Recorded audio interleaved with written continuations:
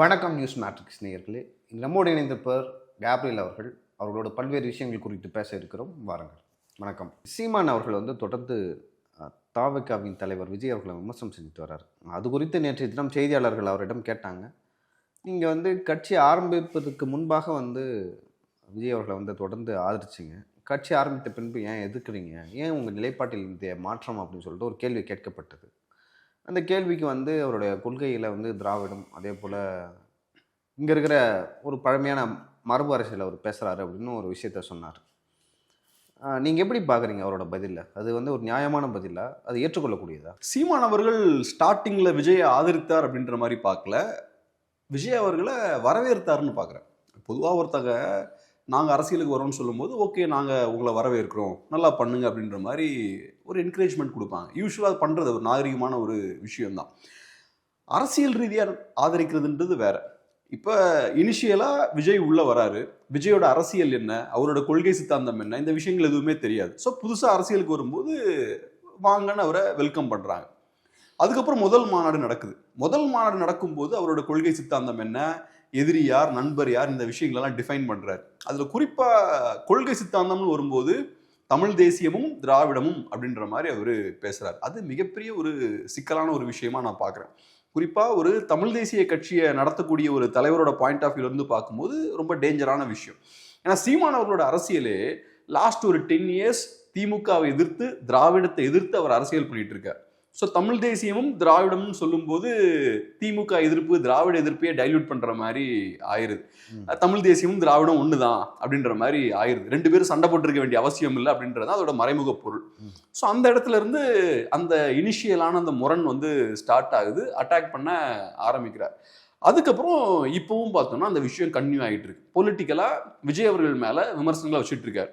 இதுல இன்னொரு விஷயம் என்னன்னா, நம்ம பேசும்போது தொடர்ச்சியா சீமான் அவர்கள் விஜய விமர்சிச்சுக்கிட்டே இருக்கார் அப்படின்ற மாதிரி நம்ம சொன்னாலும், கூர்மையா நம்ம கவனிச்சோம்னா சீமான் அவர்கள் நிறைய விஷயங்கள் பேசுறாரு. இப்ப கோயம்புத்தூர்ல அவர் பேசும்போது கூட 1.5 மணி நேரம் பேசுறாரு, அதுல 2 நிமிஷம் விஜய் பத்தி பேசுறாரு.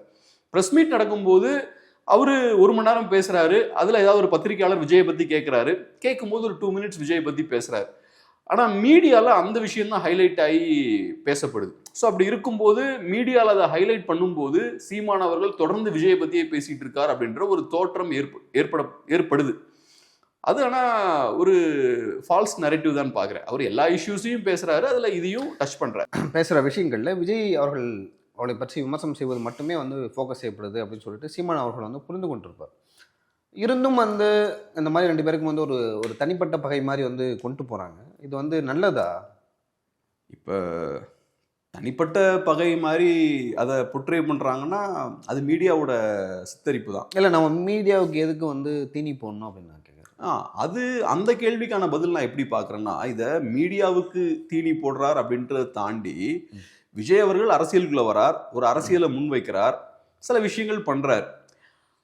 அதை விமர்சிக்க வேண்டிய தேவை இருக்குன்னு நான் பார்க்குறேன். பர்சனலாக என்னோட கருத்து அதுதான். ஏன்னா விஜய் அவர்களுக்கு நல்ல ஒரு அரசியல் இருக்குன்னு வச்சுப்போம், நல்ல ஆழமான அரசியல் இருக்கு, முற்போக்கான விஷயங்கள் பேசுறாரு, மாற்றத்துக்கான விஷயங்கள் நிஜமாவே சீரியஸாக பண்றாருன்னா நம்ம வரவேற்கலாம். ஆனால் விஜய் அவரோட அரசியலை பார்க்கும்போது எனக்கு அதில் நிறைய விமர்சனங்கள் இருக்கு. ஒன்று, தன்னை ஒரு மாற்று அரசியல் சக்தியாக ப்ரொஜெக்ட் பண்ணுறாரு. 2வது, கொள்கை சித்தாந்தம் இதெல்லாம் எதுவும் இல்லாமல் அரசியலுக்குள்ளே வராரு. அப்புறம் இப்போ இந்த ரீசெண்டாக வந்தார் பார்த்தீங்களா, பிரச்சாரம் பண்ணார் இல்லையா, அது கூட பார்க்கும்போது காலையிலிருந்து தொண்டர்கள் வெயிட் பண்ணுறாங்க. ஏறக்குறைய ஒரு நாள் ஃபுல்லாக அவங்க வேஸ்ட் பண்ணுறாங்க. 50க்கும் மேற்பட்டவர்கள் மயங்கி விடுறாங்க, ஆம்புலன்ஸ் போக முடியல, டிராஃபிக் ஜாம் ஆகுது, ஏர்போர்ட் ப்ராப்பர்ட்டிலாம் சேதாரப்படுது. ஸோ இவ்வளோ பிரச்சனைகள் இருக்குது. இதெல்லாம் தாண்டி அவர் என்ன டெலிவர் பண்றாருன்னு பார்த்தா பெருசா எதுவும் பண்ணல. ஸோ விஜய் அப்படின்ற ஒரு பொலிட்டீஷியன் தமிழ்நாட்டுக்கு என்ன டெலிவர் பண்றார், என்ன ஆஃபர் பண்றார், என்ன கொடுக்குறாருன்னு பார்த்தோம்னா எதுவுமே இல்லை. கொள்கை சித்தாந்தம் இல்லாத ஒரு தட்டையான ஒரு அரசியலை முன்வைக்கிறார். அதனால தமிழ்நாட்டு மக்களுக்கு எந்த பிரயோஜனமும் இல்லை. அரசியல் ரீதியாக அவர் செயல்படவும் மாட்டேங்கிறார். இப்படிப்பட்ட ஒரு கட்சி உள்ள வருதுன்னா இது தமிழக அரசியல்ல பெரிய ஒரு டைவர்ஷன்னா அது தமிழ் மக்களுக்கு பாதிப்பு ஏற்படுத்தக்கூடிய விஷயம். எப்பவும் ஃபோக்கஸ்டா ஒரு இடத்துல ஒரு திசையை நோக்கி போகும்போது பெரிய ஒரு டைவர்ஷனா அவர் இருக்கார். அப்படி இருக்காருன்னா அவர் அம்பலப்படுத்த வேண்டிய தேவை இருக்கு, அவர் விமர்சிக்க வேண்டிய தேவை இருக்கு. இப்ப போதைப் பொருட்களோட புழக்கம் அதிகமா இருக்கு, அது ஒரு சமூக அவலம். அதை குறித்து நம்ம பேச வேண்டிய ஒரு கட்டாயம் இருக்குல்ல. அதே மாதிரி மதுபானங்களுக்கு அடிமையா இருக்கும், அது ஒரு சமூக அவலம், அதை பத்தி பேசுறாங்க.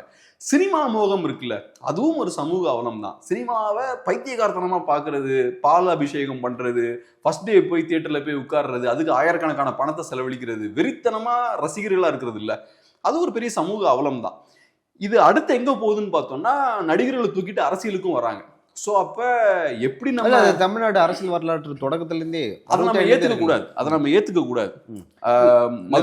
மது பானங்களுக்கு எதிராக நம்ம போராடுற மாதிரி, போதை மருந்துக்கு எதிராக நம்ம சண்டை போடுற மாதிரி, இந்த அடிக்ஷனுக்கு எதிராகவும் நம்ம சண்டை போடணும். இதை சாதாரண ஒரு விஷயமா நம்ம ஏத்துக்க கூடாது. இப்ப ஒரு நடிகர் உள்ள வரக்கூடாதுன்னு நான் சொல்ல, திறமை இருக்கக்கூடிய நடிகர், நல்ல ஒரு அரசியல் நாலேஜ் கூடிய நடிகர், சமூக மாற்றம் வேணும், மக்கள் மேல எனக்கு அக்கறை இருக்கு அப்படின்னு ஒருத்தர் உள்ள அரசியலுக்குள்ள வராருன்னா அவரை ஏத்துக்கலாம். விஜய் அவர்களுக்கு இது எதுவுமே இல்லை.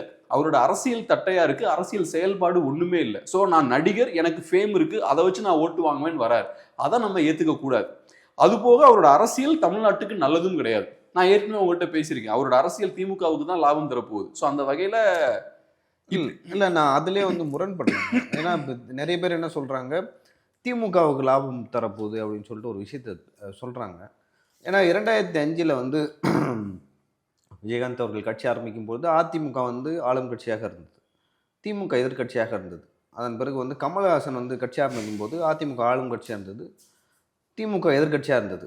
ஓகேங்களா? அப்போ வந்து யார் வந்து ஆளும் கட்சியாக இருக்காங்களோ அவங்களுக்கு தான் வந்து அது வந்து ஒரு சரிவை தரும். எதிர்கட்சியாக இருக்கவங்களுக்கு அது சரிவை தராது அப்படின்னு சொல்லி நான் பர்சனலாக ஃபீல் பண்ணுறேன். நீங்கள் வந்து அதை எப்படி பார்க்குறீங்க? இப்போ ஒருத்தர் என்ன அரசியல் வச்சிருக்கார், கையில் என்ன அரசியலை எடுக்கிறார் அப்படின்றத வச்சு தான் அவர் யாரோட வாக்குகளை உடைக்க போறார் அப்படின்றத நம்ம பார்க்க முடியும். இப்போ விஜயோட அரசியலை நம்ம பார்க்கும்போது அவரு திமுகவோட அடித்தளம் இருக்குல்ல, ஃபவுண்டேஷன் இருக்குல்ல, பொலிட்டிக்கல் ஃபண்டமெண்டல்ஸ் அவர் டச் பண்ணவே இல்லை. பெரியார், திராவிடம், இந்த விஷயம் எல்லாத்தையுமே அவர் ஏற்றுக்கிறார். ஸோ திமுகவுக்கு அந்த வகையில் ஒன்றும் அவர் பாதிப்பு ஏற்படுத்தலை. திமுகவானா விஜய் விமர்சிக்கிறார். எந்த மாதிரியா விமர்சிக்கிறாருன்னா, ஃபேமிலி பொலிட்டிக்ஸ் இருக்கு, ஊழல் இருக்கு, இந்த மாதிரியான ஆங்கிள் திமுகவை விமர்சிக்கிறார். ஸோ விஜயை பொறுத்தளவுல திமுகவை தான் அவர் எதிரியா ப்ரொஜெக்ட் பண்றாரு. ரெண்டாவது, நாங்க பிஜேபியும் ஏத்துக்க மாட்டோம் அப்படின்ற மாதிரி எஸ்டாப்ளிஷ் பண்றாரு. ஆனா மெயினான எதிரியா யாரை ப்ரொஜெக்ட் பண்றாருன்னா திமுகவை தான் அவரு ப்ரொஜெக்ட் பண்றாரு. ஸோ திமுகவை எதிர்த்து அவர் அரசியல் பண்ணும்போது நேச்சுரலா திமுக எதிர்ப்பு வாக்குகளை தான் அவர் குறி வைக்கிறார். ஸோ திமுக எதிர்ப்பு வாக்குகள் யார் கையில இருக்கு? என்டிகே கிட்ட இருக்கு, பிஜேபி கிட்ட இருக்கு, ஏடிஎம்கே கிட்ட இருக்கு. ஸோ அப்ப விஜயோட இந்த அரசியல் யாருக்கு பாதிப்பு ஏற்படுத்தும்னா என்டிகே, பிஜேபி, அப்புறம் ஏடிஎம்கே, இந்த கட்சிகளுக்கு தான் விஜயோட அரசியல் பாதிப்பு ஏற்படுத்தும். ஸோ நம்ம பார்க்க வேண்டியது என்னன்னா, ஒரு நடிகர்ன்றதை தாண்டி விஜய் முன்வைக்கக்கூடிய அரசியல் என்னன்னு பார்க்கணும். இல்லை, விஜயகாந்த் அதுக்கப்புறம் கமல்ஹாசனும் வந்து அந்த மாதிரியான ஒரு அரசியல் தான் எடுத்தாங்க. திமுக தான் விமர்சனம் செய்தார்கள், அவர்களும் திராவிட சித்தாந்தத்தை ஏற்றுக்கொண்டார்கள். அப்படி இருக்கும்போது விஜய் அரசியலுக்கு வருவது எப்படி வந்து திமுகவுக்கு உதவும்? கமல் அதுதான் பண்ணாரு. கமல் வராரு, 19 வராரு, 29 கண்டெஸ்ட் பண்றாரு, 19லயும் கண்டெஸ்ட் பண்றாரு, 29லயும் கண்டெஸ்ட் 21லயும் கண்டெஸ்ட் பண்றாரு. கண்டெஸ்ட் பண்ணும்போது 3 to 4% ஓட்ஸ் வாங்குறாரு. அவரும் இதே மாதிரி தான் ஆன்டி டிஎம்கே ஓட்ஸ் தான் உடைக்கிறார், அதிமுகவோட வாக்குகளை உடைக்கிறாரு. திமுக ஜெயிக்கிறதுக்கு ஒரு உதவியா இருக்காரு. அதுக்கப்புறம் திமுக ஆட்கள் ப்ரொடியூஸ் பண்ணக்கூடிய படங்கள்ல நடிக்கிறாரு. அதுக்கப்புறம் அவங்க திமுக கிட்ட இருந்தே ராஜ்யசபா சீட்டையும் வாங்குறாரு. ஸோ இதெல்லாம் நீங்களே கனெக்ட் பண்ணி பார்த்துக்கலாம். ஸோ இப்போ விஜய் என்ன பண்றாரோ அதே வேலையை தான் கமலஹாசன் அன்னைக்கு பண்ணார். அவரும் திமுக ஜெயிப்பதற்கு உதவியா இருந்தார். இது தெரிஞ்சு பண்ணாரோ தெரியாம பண்ணாரோ, ஆனா 19லயும் 21லயும் திமுகவுக்கு சாதகமாக தான் கமலஹாசன் அவர்கள் களமாடினார். ஸோ அதனாலதான் இப்ப நம்ம ரொம்ப காட்டமா பேசுறோம். அந்த வேலையை திரும்ப திரும்ப பண்ணிட்டு இருக்க கூடாது. மாற்று அரசியல்ன்ற பேர்ல திமுகவுக்கு சாதகமா மறைமுகமா வேலை செய்யற வேலையை இனி செய்யக்கூடாது அப்படின்றதுக்காக தான் இந்த விஷயத்த நம்ம காட்டமா பேசுறோம். இன்னொரு முக்கியமான விஷயம் என்னன்னா, விஜய் அவர்களுக்கு கமல்ஹாசன் ஒரு இன்ஸ்பிரேஷன் பாக்குறேன். கமல்ஹாசன் மட்டும் இல்லைன்னா விஜய்க்கு இந்த கான்பிடன்ஸே வந்திருக்காரு. ஏன்னா கமல்ஹாசன் அவர்கள் அதை வெற்றிகரமா பண்ணி காட்டுறாரு. அவரு 3-4% ஓட்ஸை பிரிக்கிறாரு, ஆன்டி டிஎம்கே ஓட்ஸை. அதுக்கப்புறம் திரும்ப நடிச்சு ஒரு சக்சஸ்ஃபுல்லான படத்தையும் கொடுக்குறாரு. விஜயகாந்த் அவர்கள் அரசியலுக்கு வந்ததுக்கு அப்புறம் அவரோட ஃபிலிம் கரியரே காலி ஆயிருச்சு. ஆனா கமல்ஹாசன் அரசியலுக்கு வரார், அதுக்கப்புறம் திரும்ப சினிமாவுக்கு போறார், சினிமாலேயும் வெற்றிகரமான படங்களை கொடுக்குறார். எனக்கு தெரிஞ்சு வேற எந்த அரசியல்வாதியும் எந்த நடிகரும் வந்து பண்ணாது. எம்ஜிஆரும் பெருசா பண்ணல. அவர் அதுக்கப்புறம் பெருசா அவரால் சைன் பண்ண முடியல சினிமால. ஸோ அந்த வகையில் விஜய்க்கு இது ஒரு பெரிய கான்ஃபிடன்ஸை கொடுத்துருக்கும். ஏன்னா விஜய் ஒரு யங்கான ஆக்டர், இன்னும் அவருக்கு சாலிடா ஒரு 15-20 இயர்ஸ் கூட இருக்குன்னு சொல்லலாம். ஸோ அப்படி இருக்கும்போது ரைட், நம்ம அரசியலுக்கு வந்தாலும் நமக்கு பெரிய பாதிப்பு ஏற்படாது, நாளைக்கு நம்ம திரும்ப சினிமாவுக்கும் வந்துடலாம், வெற்றிகரமான ஒரு ஆக்டராகவும் இருக்கலாம் அப்படின்ற அந்த கான்ஃபிடன்ஸ் கமல்கிட்ட தான் வருதுன்னு பார்க்குறேன். நீங்க சொல்றது எப்படி எடுத்துக்கலாமா? ஒருவேளை வந்து விஜய் அவர்கள் வந்து இங்க அரசியல்ல சோபிக்கலாம் திரும்பவும் சினிமாவுக்கு போறதுக்கான வாய்ப்புகள் இருக்குன்னு நினைக்கிறீங்களா? அவர் அரசியலில் இருக்கும்போதே 100% சினிமாவுக்கு போவார். இப்போ 26 எலெக்ஷன்ஸ் வருது. அந்த எலெக்ஷன் முடிஞ்சதுக்கப்புறம் அடுத்த எலெக்ஷன் வர்றதுக்கு 3 வருஷம் இருக்குது. 29ல் தான் வருது. அடுத்த 3 இயர்ஸ் அவர் நடிக்காமல் இருக்க மாட்டார் அப்படின்னு நான் நம்பலை. ஸோ டெஃபினட்டாக அவர் திரும்பவும் நடிப்பார், சில படங்களை நடிப்பார். ஏன்னா விஜய் அவர்கள் இப்போவுமே அவர் ஃபுல் டைம் பொலிட்டிஷியனாக இல்லை. இப்போ வரைக்கும் பார்த்தீங்கன்னா வாரத்துக்கு ஒரு நாள் தான் அவர் வெளில வர்றாரு. மீதி 6 நாள் என்ன பண்ணுறார் அப்படின்ற கேள்வி இருக்குது. நான் எப்படி பார்க்குறேன்னா, விஜய் சும்மாலாம் இருக்க மாட்டார், நல்லா பிஸியான ஆள் அவர். டெஃபினட்டாக சினிமா சார்ந்து நிறைய விஷயங்கள் பண்ணிட்டு தான் இருப்பார். அவரோட இன்னொரு படம் சீக்கிரம் வரும் அப்படின்ற மாதிரியும் சொல்கிறாங்க. ஸோ அதே மாதிரி எலெக்ஷன் முடிஞ்சாச்சுன்னா 3 இயர்ஸ் அவர்கிட்ட சாலிடாக இருக்குது. டெஃபினட்டாக அவர் அடுத்த எலெக்ஷன் கண்டெஸ்ட் பண்ணுறதுக்கு முன்னாடி சில படங்களை கண்டிப்பாக நடிப்பார். அதனால அவர் சினிமாவுக்கு ஒரு ஃபுல் ஸ்டாப் வச்சுட்டார் அப்படின்ற மாதிரிலாம் நான் பார்க்கல. பிரைமரிலி விஜய் ஒரு சினிமா ஆர்டிஸ்ட் தான். இப்போ அவர் ஸ்டேஜ்லலாம் பேசும்போதும் ஒரு சினிமாக்கார மாதிரி தான் பேசுகிறார். ஒரு நேச்சுரலான ஒரு லீடராக அவர் பேசல. நேச்சுரல் லீடர்ஸ் பார்த்தோன்னா அவங்களுக்கு மக்களை பார்க்கும்போது நேச்சுரலாக இமோஷன்ஸ்லாம் வரும், மக்களோட கனெக்ட் ஆவாங்க, ஸ்டேஜ்ல இருந்தே பவர்ஃபுல்லாக பேசுவாங்க. விஜய் அவர்கள் சினிமாவில் ஒரு ஸ்டார் பேசுகிற மாதிரி தான் பேசுகிறாரு. ஃபர்ஸ்ட் மாநாடும் சரி, செகண்ட் மாநாடும் சரி, இப்போ பிரச்சாரத்தில் அவர் பேசும்போதும் சரி, எல்லாமே சினிமா ஸ்டைலில் அவரோட ஆடியன்ஸ், அவரோட ரசிகர்களுக்கு ஏற்ற மாதிரி தான் பேசுகிறார். அதுவும் ஒரு இடத்தெல்லாம் பார்க்குறேன், அந்த வண்டியில் உட்காந்துட்டு அப்படியே ஒரு மாதிரி இருட்டில் அப்படியே போஸ்ட் கொடுத்துட்டு உட்காந்துருக்காரு, லைட் ஆஃப் ஆகி ஆன் ஆகுது, அப்புறம் அவரோட ஃபேன்ஸ்லாம் பயங்கர குஷி ஆகிறாங்க. இதெல்லாம் நேச்சுரலான விஷயம் இல்லைல்ல. நேச்சுரலாக யாராவது இப்படி உட்காந்துருப்பாங்களா, இப்படியே வச்சுட்டு இப்படியே போஸ்ட் கொடுத்துட்டு இருப்பாங்களா? அப்படிலாம் பண்ண மாட்டாங்க. ஸோ இப்போ அவரு ஒரு சினிமா ஸ்டார், அவருக்கு தெரியுது நம்மளோட ஃபேன்ஸுக்கு இதுதான் பிடிக்கும்னு தெரியுது. ஸோ அந்த விஷயங்களை அவர் ஆஃபர் பண்றாரு. அதனால நான் ஒரு பொலிட்டிஷியனாவே பார்க்கல, அவரு தன்னோட இமேஜை இன்டாக்டா வச்சுக்கணும் அப்படின்றதுல ரொம்ப கேர்ஃபுல்லா இருக்காரு. ஸோ அதனால அவர் 100% திரும்ப சினிமாவுக்கு வருவார். சரி, இப்போ திருச்சியில் அந்த தேர்தல் பரப்புரை முடிந்தது. அதன் பிறகு வந்து நாகப்பட்டினம் அந்த மாவட்டத்தில் இருக்குது. எப்படி பார்க்குறீங்க வந்து திருச்சியில் முடிஞ்சதுக்கு இப்போ நாகப்பட்டினம் போகிறாரு, அங்கே எப்படி இருக்குன்னு நினைக்கிறீங்க? வரவேற்பு இதே வரவேற்பு இருக்குமா? ஏன்னா அங்கே திருச்சியில் வந்து தேர்தல் பரப்புரை முடிந்தவுடன் பல்வேறு விமர்சனங்கள் வந்து வைக்கப்பட்டது. சில பேர் நீதிமன்றம் கூட போயிட்டு தாவேக்கால வந்து என்ன சொன்னாங்க, எங்களுக்கு வந்து அனுமதியை கொடுக்க மாட்டாங்க, பல்வேறு நிபந்தனைகளை விதிக்கிறாங்க அப்படின்னு சொல்லிட்டு சொன்னாங்க. அதுக்கு நீதிமன்றமும் வந்து கடுமையாக கண்டனம் தெரிவித்தாங்க. நீங்கள் வந்து எந்தெந்த சொத்துக்கள்லாம் சேதம் பண்ணீங்களோ அதெல்லாம் வந்து நீங்கள் தான் கொடுக்கணும் அப்படின்னு சொல்லியிருக்காங்க. மீண்டும் வந்து திருச்சியில் நிகழ்ந்தது வந்து நாகப்பட்டினத்தில் நிகழாமல் இருக்குமா? இப்போ விஜய் அவர்களை ஒரு நடிகராக பார்க்கும்போது அவரோட ஸ்ட்ரென்த்தை நம்ம குறைச்சி மதிப்பிட முடியாது. ஒரு பெரிய ஃபேமஸான ஒரு நடிகர். என்னை பொறுத்தளவில், நான் பார்த்தளவில் தமிழ்நாட்டில் இன்னைக்கு அவர் அளவுக்கு யாரும் ஃபேமஸான ஆக்டர் கிடையாது. மோஸ்ட் ஃபேமஸ் பாப்புலர் ஆக்டர்னா டெஃபினட்டாக விஜய் தான். அவருக்கு வெறித்தனமான ஃபேன்ஸும் இருக்காங்க. அதனால கண்டிப்பாக திருச்சியில் வந்த மாதிரியே அடுத்த ஒரு போகக்கூடிய இடங்களுக்கும் பெரிய கூட்டம் வருவாங்க, விஜயை பார்க்கறதுக்காக வருவாங்க. அதில் எந்த சந்தேகமும் தேவையில்லை. அதே மாதிரி அவங்க கூட்டமாக வரும்போது திரும்ப பப்ளிக் ப்ராப்பர்ட்டிக்கு நிறையா சேதம்லாம் ஏற்படும், அதுவும் கண்டிப்பாக நடக்கும். அதுலேயும் எந்த மாற்று கருத்தும் நமக்கு தேவையில்லை.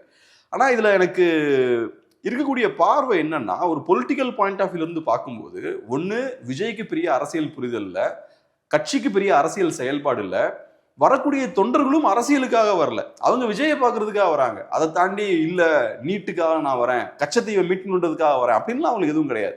அவங்க விஜயை பார்க்கறதுக்காக வராங்க. மீடியா அந்த ரசிகர்கள்கிட்ட போய் பைட்ஸ்லாம் வாங்குறாங்க. விஜய் இப்படி சொல்றாரு, இதை குறித்து உங்களோட பார்வை என்னன்னா கேட்கணும். அவங்களுக்கு பெரிய அரசியல் பார்வை எதுவுமே இல்லை. அதனால இந்த மக்கள் வர்றது விஜயை பார்க்கறதுக்காக வராங்க. ஸோ இந்த மாதிரியான ஒரு கூட்டத்தை நீங்க திரட்டி காட்டுறதன் மூலம் என்ன அச்சீவ் பண்ண போறீங்க, என்ன சாதிக்க போறீங்க? இதனால தமிழ்நாட்டுக்கு என்ன பிரயோஜனம்? ஒண்ணு, நீங்க ஒழுங்கான அரசியலை பேச மாட்டேங்கிறீங்க, உங்க கட்சிக்கு அரசியலும் இல்லை, கொள்கை சித்தாந்தமும் இல்லை, வரக்கூடியவங்களும் பொலிட்டிக்ஸுக்காக வரல, உங்களை பார்க்கறதுக்கு வராங்க. அந்த பார்க்க வரவங்க வந்து வாக்களிக்க மாட்டாங்கன்னு சொல்றாங்க. அவங்க வாக்களிக்கட்டும், வாக்களிக்காம போகட்டும், நான் தமிழ்நாட்டுக்கு பிரயோஜனமா இல்லையான்னு பேசுறேன். ஸோ நீங்க கூட்டம் கூடுறீங்க, பப்ளிக் டிஸ்டர்பன்ஸ் அங்கே ஏற்படுத்துறீங்க, ஏர்போர்ட்ல பப்ளிக் ப்ராப்பர்ட்டியை டிஸ்ட்ராய் பண்றீங்க, ரோட்ல கடைகள்லாம் சேதமாகுது, நிறைய பிரச்சனைகள் வருது, உங்க ரசிகர்கள் பாதிக்கப்படுறாங்க, நிறைய பேர் மயங்கி விழுறாங்க, ஆம்புலன்ஸ் போக முடியல, டிராஃபிக் ஜாம் ஆகுது. இதெல்லாம் பண்றீங்கன்னா இதுக்கு ஒரு ஜஸ்டிபிகேஷன் வேணும்ல, எதுக்காக இதெல்லாம் பண்றீங்கன்ற ஒரு பேசிக்கான காரணம் வேணும்ல. உங்களுக்கு பேசுறதுக்கு அரசியல் இல்லை, உங்க கட்சிக்கு அரசியல் இல்லை, வரவங்களுக்கு அரசியல் புரிதலே இல்லை. நீங்களாம் சேர்ந்து ஒண்ணு கூடி என்ன பண்ண போறீங்க? அதான் முக்கியமான கேள்வி. ஜஸ்ட் இந்த கூட்டத்தை நான் காட்டணும், என்கிட்ட ஒரு மாஸ் இருக்குன்னு நான் காட்டணும். அதை தாண்டி நான் எதுவும் பண்ணல. ஸோ அதனாலதான் நம்ம அதை விமர்சிக்கிறோம், வேற ஒன்றும் கிடையாது. நேற்றைய தினம் கமல்ஹாசன் அவர்கள் வந்து நான் திமுகவுடன் இணைந்தது புனிதமானது அப்படின்னு ஒரு கருத்தை சொல்லியிருக்காரு. அவரோட கருத்தை எப்படி பார்க்குறீங்க? ஏன்னா அவர் வந்து திமுகவை எதிர்த்து வந்து அரசியலுக்கு வந்தார். அந்த டிவிலாம் இருக்கும், இது டார்ச்சை வந்து தூக்கி உடைப்பார். அப்படிப்பட்ட கமல் வந்து ஒரு எம்பி பதவிக்காக வந்து புனிதமானதுன்னு சொல்லிட்டு பேசலாமா? முதல்ல புனிதம்னா என்ன அப்படின்றத கமல் அவர்கள் டிஃபைன் பண்ணணும். சயின்டிஃபிக்காக எல்லாத்தையும் அப்ரோச் பண்ணுற ஒருத்தர் ஒரு விஷயத்த புனிதம்னு சொல்லலாமா? புனிதம்ன்றது ஆன்மீகவாதிகள் சொல்லலாம் இல்லையா? கோயிலில் சர்ச்சில் புனிதம்ன்ற வார்த்தையெல்லாம் யூஸ் பண்ணலாம். புனிதம்னா என்ன கமல் பாயிண்ட் ஆஃப் வியூவில்? அதுவும் இல்லாமல் நீங்கள் செஞ்சதெல்லாம் புனிதம் கிடையாது, அது துரோகம். அது நீங்கள் மக்கள்கிட்ட வாக்கு கேட்குறீங்க. என்ன சொல்லி வாக்கு கேட்குறீங்க? திமுக எதிர்ப்பு அரசியலை முன்வைத்து மக்கள்கிட்ட இருந்து வாக்குகளை வாங்குறீங்க. 19, 29, 21 2 எலெக்ஷன்லையும் 3-4% ஓட்டை வாங்குறீங்க. வாங்கினதுக்கப்புறம் நீங்கள் என்ன பண்ணுறீங்க? திமுகவுடைய போய் ஐக்கியமாகறீங்க. ஸோ திமுக எதிர்ப்புன்னு சொல்லி மக்கள்கிட்ட இருந்து வாக்கு வாங்குறீங்க, அப்புறம் திமுகவுடைய போய் சேர்றீங்க. அப்போ நீங்கள் மக்களுக்கு துரோகம் பண்ணுறீங்க. ஒரு தலைவர்னா பேசிக் குவாலிஃபிகேஷன் என்னன்னா, நான் என்ன எதிர்பார்த்து மக்கள் உங்களுக்கு ஓட் போடுறாங்க, திமுக எதிர்ப்புக்காக தான் உங்களுக்கு ஓட் போடுறாங்க, அந்த விஷயத்தை நீங்கள் செய்யணும். அதை செய்யாமல் மக்களை அடகு வச்சு நீங்கள் உங்கள் சுய லாபத்துக்காக திமுகவோட போய் சேர்றீங்க, இல்லை அங்கே போய் ராஜ்யசபா சீட் வாங்குறீங்கன்னா ரொம்ப மோசம். இல்லைண்ணா, இப்போ நான் ஒரு அரசியல் கட்சி வச்சிருக்கேன், எனக்கு வேற ஆப்ஷனே இல்லை, நான் சஸ்டெயின் ஆகணும், சர்வே ஆகணும்னா அவனுக்கு நான் டிஎம்கே கூட கூட்டணி வச்சாதான் அது நடக்குதுன்னா அதை பண்ணி தானே ஆகணும். நீங்கள் சர்வே ஆகணும்னா 2 படம் பண்ணுங்க, ஓவர் டைம் ஒர்க் பண்ணுங்க. இல்லை அரசியல் இல்லை, அதெல்லாம் நீங்கள் பண்ணுங்க. அரசியலில் நீங்கள் மக்களுக்காக தான் அரசியலுக்கு வந்திருக்கீங்க. நீங்கள் ஒரு கட்சி ஆரம்பிக்கிறீங்கன்னா அது மக்களுக்காக ஆரம்பிக்கிறீங்க. நான் எனக்காக என்னோட சர்வைவலுக்காக நான் இதெல்லாம் பண்றேன்னு சொன்னாலே அப்ப மக்கள் எதுக்கு உங்களுக்கு ஓட் பண்ணணும்? உங்க சர்வைவலுக்காக நீங்க பிடிச்சதெல்லாம் கட்சியில நிறைய பேர் இருக்காங்கல்ல, கட்சிக்காக தான் பண்றேன். மக்கள் நீதி மையம் இருந்தாதான் கட்சி இருக்கும், கட்சி இருந்தாதான் கமல்ஹாசன் இருப்பாரு. ஸோ கட்சிக்காக தான் பண்றாரு. மக்கள் இருந்தாதான் உங்க கட்சி இருக்கும், உங்க கட்சி இருந்தாதான் நீங்க இருப்பீங்க. ஸோ மக்களுக்காக தான் கட்சி, மக்களுக்காக தான் நீங்களும். அதனால மக்களோட தேவை என்னன்றதா உங்களோட ப்ரையாரிட்டியா இருக்கணும். உங்களை பத்தி இங்க யாருக்கும் கவலை கிடையாது. கமல்ஹாசன் பத்தியோ மற்ற அரசியல் தலைவர்களை பத்தியோ மக்கள் கவலைப்பட வேண்டிய அவசியம் கிடையாது. மக்கள் எதுக்காக உங்களுக்கு ஓட் போட்டாங்க? நீங்க என்ன சொல்லி மக்கள்கிட்ட இருந்து வாக்கு வாங்கினீங்க? திமுக எதிர்ப்பை முன் வச்சுதானே மக்கள்கிட்ட இருந்து வாக்கு வாங்கினீங்க. அப்ப அந்த வேலையை செய்யணும்ல. ஓட்டு திமுக எதிர்ப்பை முன் வச்சு வாங்கிப்பேன், அதுக்கப்புறம் நான் திமுகவோடய போய் சேர்ந்துப்பேன், அந்த மக்களை ஏமாத்துவேன்னா இது போலி அரசியல்ல, இது ஏமாற்று அரசியல்ல, சுயநல அரசியல். இது எனக்காக நான் இந்த விஷயங்கள்லாம் பண்றேன். ஸோ கடைசியில் யாருக்கு இதெல்லாம் லாபம் சேர்க்குது? திமுகவுக்கு தான் லாபம் சேர்க்குது. 19லையும் 21லையும் நீங்க திமுக எதிர்ப்பு வாக்குகள்லாம் உடைக்கிறீங்க. உடைச்சு அதிமுகவை வீழ்த்துறதுக்கு நீங்க ஒரு காரணமா இருக்கீங்க. திமுக ஜெயிக்கிறதுக்கு நீங்க ஹெல்ப் பண்றீங்க. ஏன்னா பிரைமரியில் இதெல்லாம் ஏடிஎம்கே ஓட்ஸ் தான். ஆன்டி டிஎம்கே ஓட்ஸ்னா அது ஏடிஎம்கே ஓட்ஸ் தான். அதை உடைக்கிறீங்க நீங்க, 3-4% உடைக்கிறீங்க.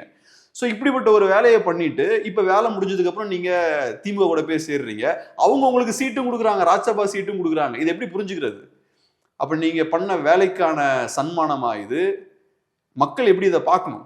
ஸோ அதனால இது ரொம்ப தப்பான விஷயம். நம்ம புரிஞ்சுக்கணும். இப்போ தமிழ் மக்களுக்கு சில புரிதல் இல்லை, எல்லாத்தையும் சாதாரணமாக எடுத்துட்டு போறாங்க. மக்கள் ஸ்ட்ராங்கா இருக்கணும். நமக்கு எதிராக ஒரு தலைவர் செயல்பட்டார்னா அதுக்கு பொருத்தமான தண்டனையை மக்கள் கொடுக்கணும். அப்பதான் அடுத்து வரக்கூடிய அரசியல்வாதிகளுக்கு ஒரு பயம் இருக்கும். இனி நம்ம கவனமா இருக்கணும், தமிழ் மக்கள் விழிச்சிட்டாங்க, நம்ம பிடிச்ச மாதிரிலாம் இவங்களை ஏமாற்ற முடியாது அப்படின்றத பயம் வரணும். நான் தண்டிக்கணும்னு சொல்றது பொலிட்டிக்கலா, அதுக்கப்புறம் அவங்களுக்கு ஓட் போடக்கூடாது, அதுக்கப்புறம் பொலிட்டிக்கலா அவங்கள பாய்காட் பண்ணணும். இப்ப கமல்ஹாசன் அவர்கள் திமுக கூட போய் சேர்றாருன்னா திமுகவையும் சேர்த்து தண்டிக்கணும்.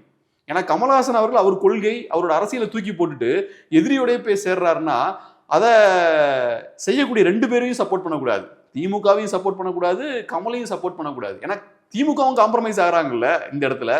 ஸோ 2 பேரையும் தண்டிக்கணும். அப்பதான் இந்த அரசியல்வாதிகளுக்கு ஒரு புரிதல் வரும். அரசியல்ன்றது சும்மா ஜோக் கிடையாது, நம்ம பிடிச்சதெல்லாம் பண்ணலாம், கேட்டா அரசியல்ல நண்பரும் கிடையாது எதிரியும் கிடையாதுன்னு சொல்லிக்கலாம், தேவையின் அடிப்படையில் தான் நாங்கள் செயல்படுவோம்னு சொல்லிக்கலாம். இதெல்லாம் தலைவர்கள் இந்த கோட்பாடெல்லாம் எப்படி வகுத்துக்கிறாங்கன்னா அவங்க வசதியிலேருந்து அவங்களுக்கு பிடிச்ச மாதிரியான ரூல்ஸை போட்டுக்கிறது. அப்படிலாம் நீங்கள் போடக்கூடாது. மக்கள் சொல்றதை நீங்கள் செய்யணும்.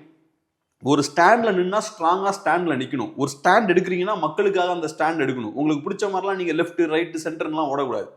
அப்படி உங்களுக்கு பிடிச்ச மாதிரி அரசியல் பண்ணா மக்கள் ஸ்ட்ராங்கா இவங்களெல்லாம் டீல் பண்ணும். அந்த விஷயத்தை நம்ம என்னைக்கு பண்றோமோ, அந்த புரிதல் என்னைக்கு நமக்கு வருதோ, அப்பதான் அரசியல்வாதிகள் சரியாவாங்க.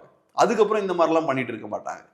நம்ம இன்னைக்கு ஏமாளிகளா இருக்கிறனால அரசியல்வாதிகள் அவங்களுக்கு பிடிச்ச விஷயங்கள் பண்ணிட்டு இருக்காங்க. சரி, இது வரைக்கும் பல கேள்வி உங்ககிட்ட கேட்டோம். உங்கள் கருத்துக்கு மிக்க நன்றி.